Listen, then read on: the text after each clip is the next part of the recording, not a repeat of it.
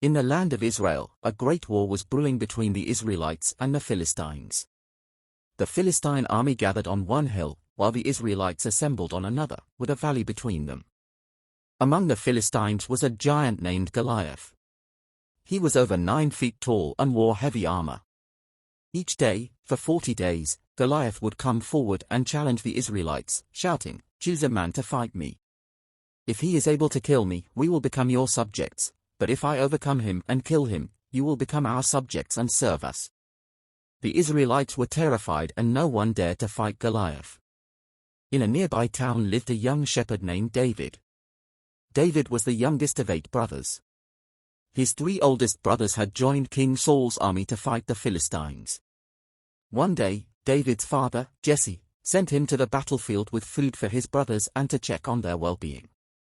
When David arrived, he heard Goliath's challenge and saw the fear in the eyes of the Israelite soldiers.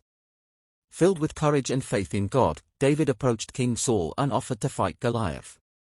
Saul was skeptical, saying, "You are only a boy, and he has been a warrior from his youth." But David insisted, recounting how he had killed lions and bears while protecting his father's sheep.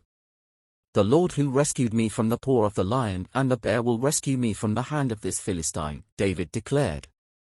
Saul agreed and offered David his own armor, but David found it too cumbersome. Instead, David chose 5 smooth stones from a stream and, armed only with his sling, he approached Goliath. Goliath looked at David and scoffed, "Am I a dog, that you come at me with sticks?" But David replied, "You come against me with sword and spear and javelin, but I come against you in the name of the Lord Almighty, the God of the armies of Israel, whom you have defied. This day the Lord will deliver you into my hands, and I will strike you down and cut off your head." As Goliath moved to attack, David quickly slung a stone and struck Goliath on the forehead. The stone sank into the giant's head, and he fell face down on the ground. David ran to Goliath, took the giant's sword, and cut off his head. When the Philistines saw that their hero was dead, they turned and ran. The Israelites pursued them, defeating the Philistine army. David's victory over Goliath was celebrated by all of Israel.